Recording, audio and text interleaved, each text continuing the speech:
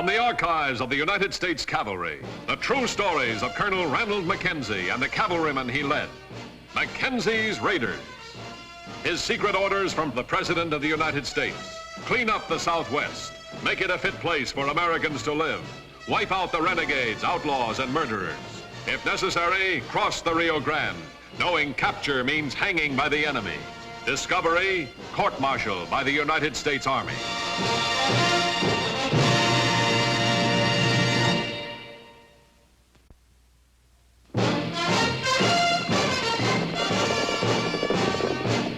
(1873), 15,000 square miles of the Rio Grande border ravaged by murderous bands of renegades striking suddenly out of nowhere, looting, killing, burning everything in their path, then racing back across the border to sanctuary.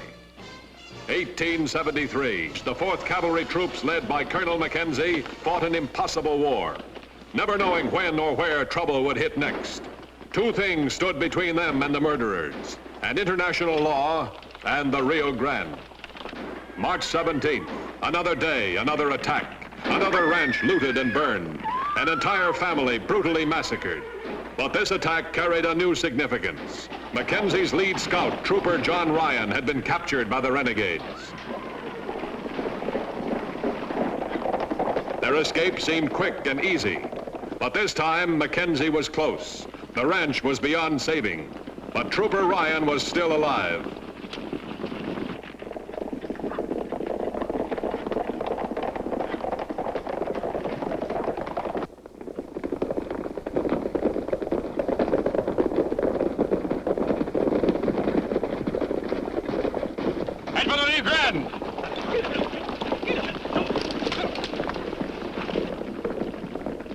Following their usual pattern, the outlaws raced for the river. But they picked a spot where Mackenzie knew they couldn't cross, knew it to be a trick to discourage pursuit. The far side was sheer cliff. They would have to go farther downstream. There was still a chance to save Ryan. Let's try and cut him off.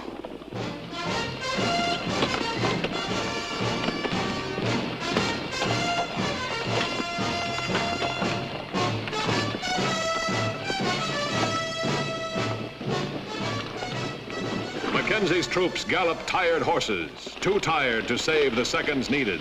And again, Mackenzie was too late.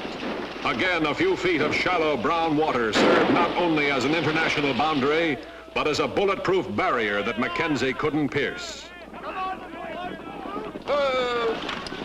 Hold your fire. Mr. Winters, my orders were to halt. Obey them or I shall fire. I'd sure like to follow the lieutenant across that river.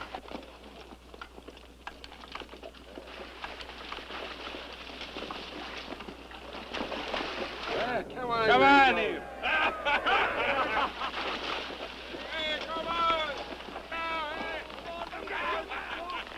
Why don't they shoot at us? They want us to watch what they're doing to Ryan.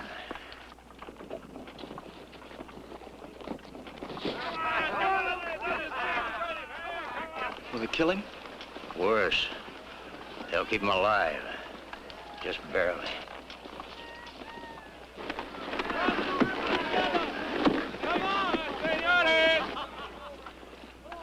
Reform ranks, Lieutenant. We're going back to Fort Clark. Ryan's just newly married, sir. I'm aware of that, Lieutenant Winters. You forget I married them myself just 2 weeks ago. Now, would you be so good as to obey my order? Left by 2. Ho! No military commander finds it easy to sacrifice even one man.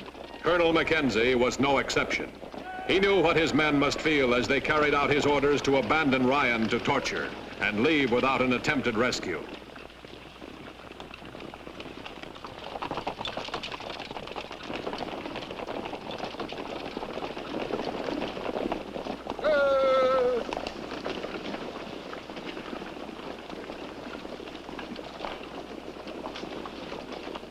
We're coming into Fort Clark. I want every man to ride in like the cavalryman who rode out this morning, at a gallop. And one thing more. Trooper Ryan did not fall into the hands of the renegades alive. He was killed instantly and died gallantly. Any man who breathes a word to the contrary will have to answer to me personally. All right, Sergeant Lund, give the command. All right, buckos, at a gallop now! Forward, ho!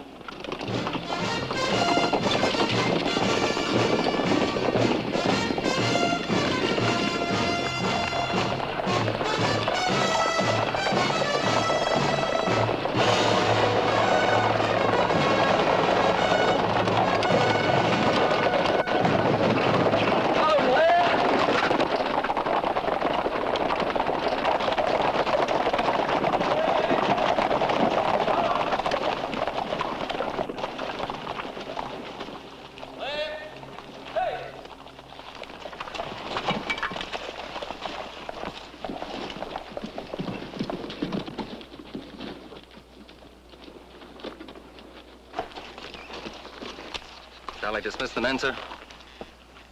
No, Lieutenant Winters, we'll have them stand fast.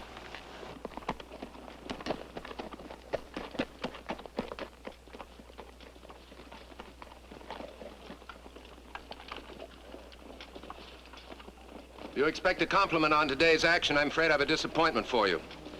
Could hardly be called a success from any point of view. Bravery there was, but our movements were imprecise, undisciplined. And precision and discipline are what an Army unit fights on, what it survives on. Sergeant Lund? Yes, sir. The men are to have 5 minutes to change mounts. Then they're to engage in 2 hours of saber drill. Lieutenant Winters will accompany you. You may dismiss the platoon. Prepare to dismount!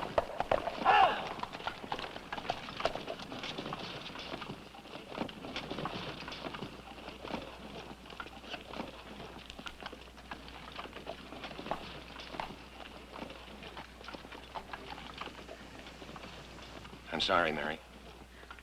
Colonel Mackenzie, they didn't get him alive, did they? No. He was much too good a soldier to let them get him alive. Thank God for that, anyway. You'll need friends now, Mary. I hope you'll consider me one of them. Thank you.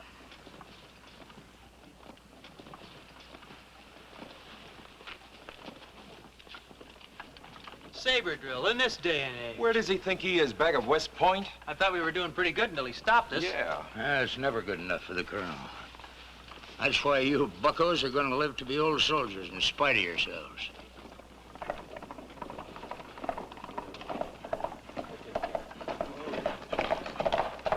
Urgent dispatch for Colonel Mackenzie.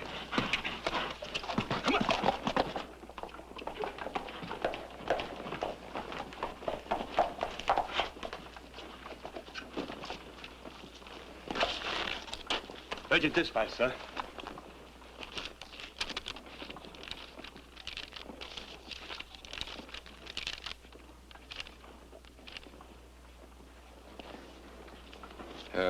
No answer, that'll be all.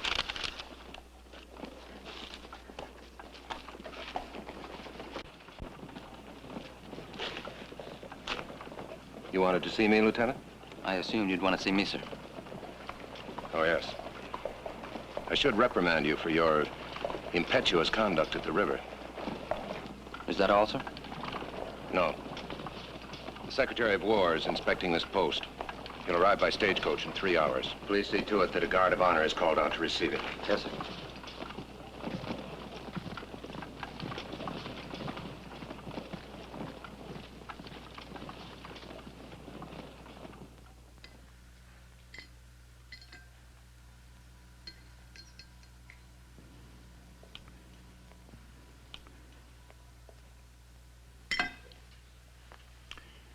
I must admit, Colonel, that's the worst meal I've had since we were campaigning at Shiloh. Yes, Mr. Secretary. You always feed this badly? Nearly always, Mr. Secretary. Feed your men this badly? Nearly always, Mr. Secretary. Cut out that, Mr. Secretary. You know my name as well as your own. Yes, Bill. You can't feed soldiers every night on hardtack and bacon. No, Bill. The soldiers had beefsteak tonight. Well, why didn't I have beefsteak? There wasn't enough to go around, sir. I haven't had a nickel from the War Department in over 3 months. Doesn't seem to have slowed you down any. Never heard so many civilian complaints against one officer in my life. Doesn't this post ever pay bills? Hardly ever, sir. Only when it receives money. You and your territory are getting quite a name for yourselves around Washington. Non-payment of bills is the least of it. How bad trouble am I in, Bill? These devils running back and forth across the border. There's more looting, kidnapping, and murder in this territory. I asked, sir, how bad trouble am I in? You went to West Point just as I did. You know that no military commander in history ever had everything that he wanted. Make do, Mackenzie. Make do. Make do? Just how? Oh, it sounds great up there in Washington, but tell me just how? With that Rio Grande staring me in the face, that Rio Grande that I'm forbidden to cross, and protecting every killer and bandit and cutthroat in the whole territory. An entire family was wiped out today, and their murderers escaped to attack someplace else again tomorrow because I'm forbidden to cross that river. One of my troopers being tortured to death right at this moment because I'm forbidden to cross that river. Sure, I'll make do. Tell me just how. Sit down, Mac. That's an order. Mr. Secretary, I have no I think intention. you've talked enough for the moment, Colonel. Now shut up. Sure, the situation here is impossible. And it's a situation which, under the orders you have, is completely impossible to change. Nevertheless, we want you to change it. We? That president, he and I will be the only two who will ever know your new orders. Well, what are my new orders, sir? Orders? Orders limit a commander, and you're not to have any limitations. They also protect him, and you're not to have any protection. But you ought to have orders. Verbal, secret orders. And here they are. By hook or by crook. Clean up the Southwest. Make it a fit place for Americans to live. It'll surprise us if you don't find it necessary to cross the Rio Grande. And it'll surprise us even more if we hear about it when you do it. If the enemy catches you, he'll hang you, and you have every legal right to. If we catch you, we'll hang you. We'll court-martial you and drum you out of the service in disgrace for disobeying orders and causing a war with Mexico.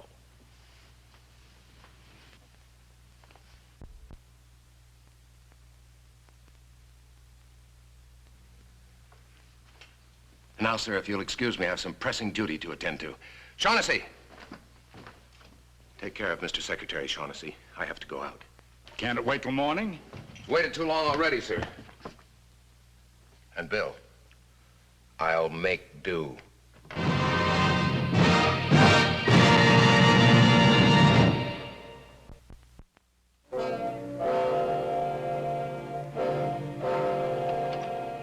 The Secretary of War had given Colonel Mackenzie secret orders that could shape the destiny of the entire Southwest. To Mackenzie, it had a more immediate bearing on the destiny of one man, Trooper John Ryan, if he were still alive. We should have followed Lieutenant Winters across the river today. The old man couldn't have shot us all. The old man's got his reasons, I tell you. He's always got his reasons. Sometimes he's a bit peculiar, I admit, but we're still alive, ain't we? Vincent? As you were, boys. I need 5 volunteers. The duty will be dangerous and secret. I volunteer, sir.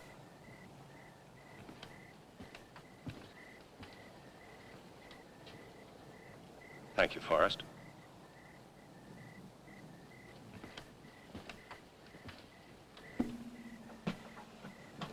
Any other volunteers?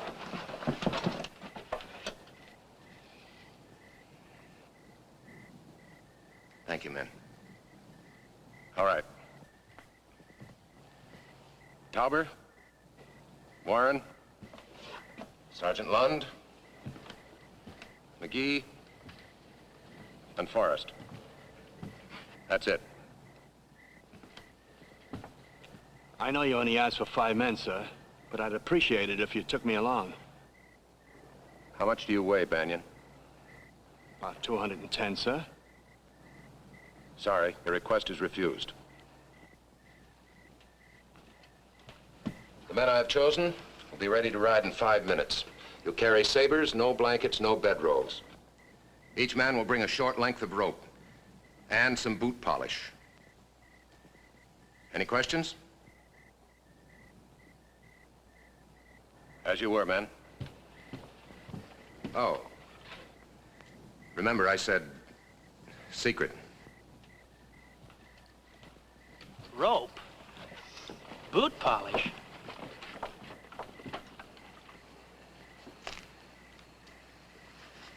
Lovely night for a ride, sir.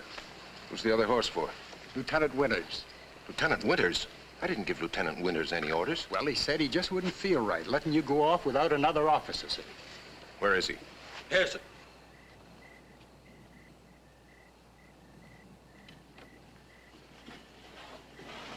Reporting for duties.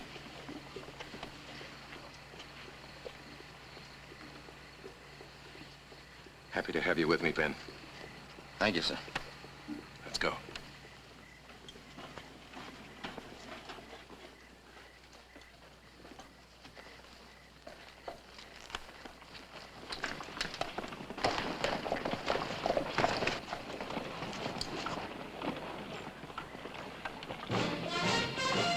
Mackenzie's plan was simple and daring.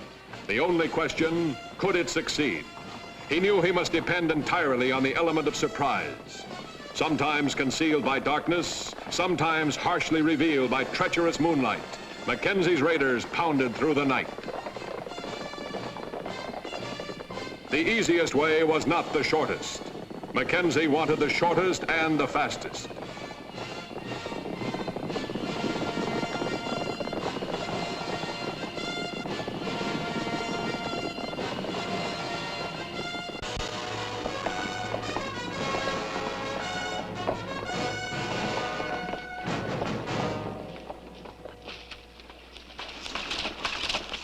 From here on, we travel with as little noise as possible. Anything that rattles stays behind. No bridles. Use the length of rope you brought for hackamores. Blacken your faces and your hands with the boot polish. There's moonlight. All right, let's go.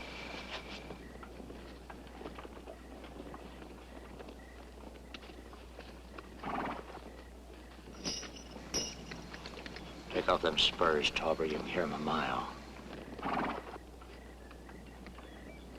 Park, you can leave that bugle behind. We won't be needing it. Men are all ready, sir. Very good, Lieutenant. Goodbye, darling.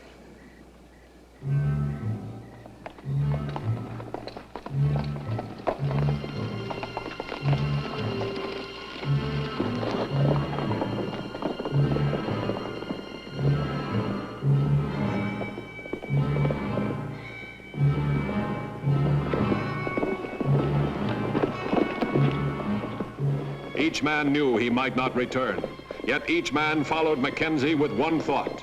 Could they reach Ryan before he was tortured to death? When Mackenzie reached the Rio Grande, the river had changed. It was no longer an impossible barrier blocking Mackenzie and shielding the enemy. He had waited a long time for this night, March 17th, 1873, when for the first time in history, Mackenzie's raiders crossed the Rio Grande into Mexico.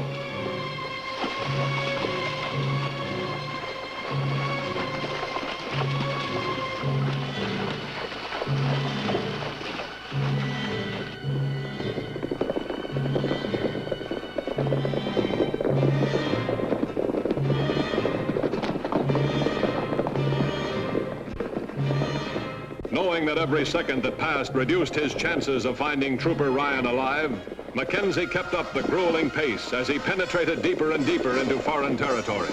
There would be no slowing down until he was within striking distance.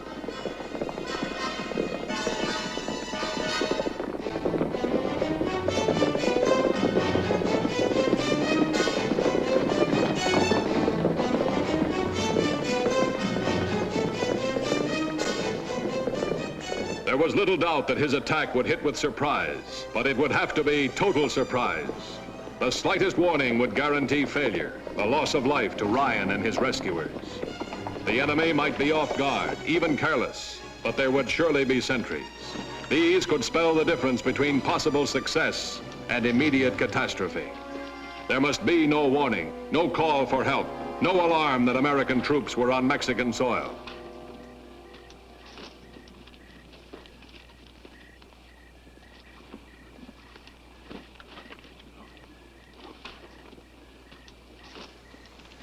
If you don't hear an owl hoot in 3 minutes, you may assume that I've been unsuccessful. Yes, sir. Then you're to take command. Good luck, sir.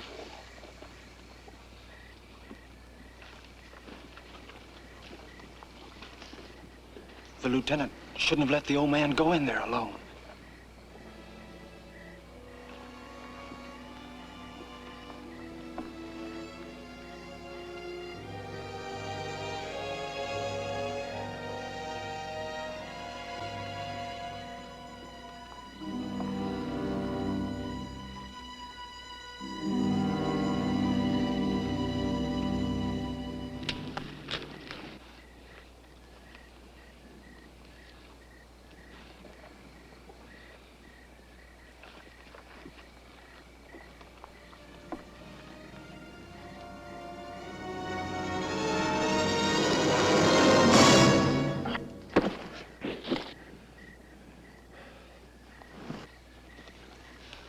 How long's it been now?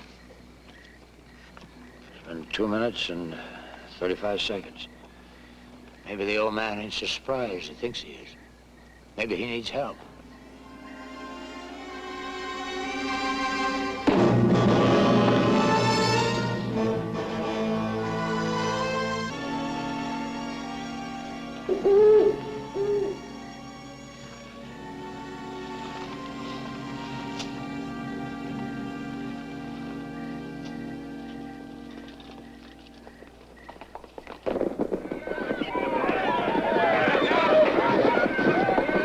Suddenly, the fatigue was gone, the need for silence gone.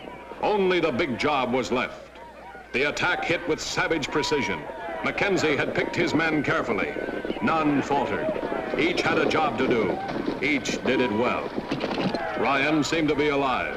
At least they hadn't cut him down.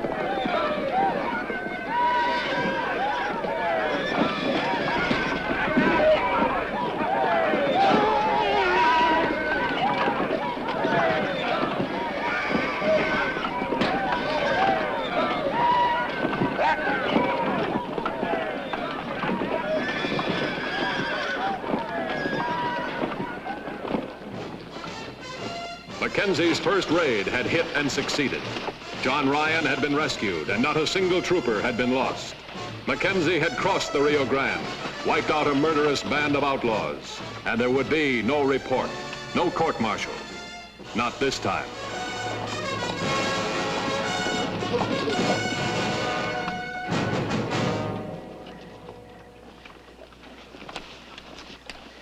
Ben, let the men know we may ride together again sometime. Yes, sir. Picking men who were light so they wouldn't tire the horses. He sure had this one planned out. Yeah, sabers are silent, he says. Hey, Sarge, boot polish and rope. That Mackenzie. What did I tell you about the old man?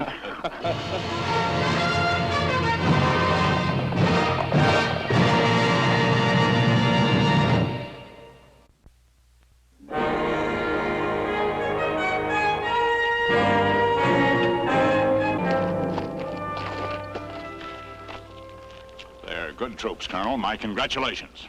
Thank you, sir. By the way, Colonel, I hear that one of your men captured by the renegades made his escape last night.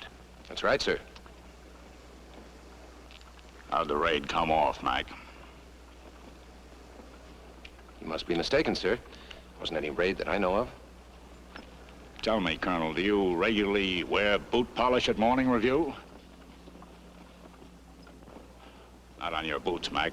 On the back of your neck.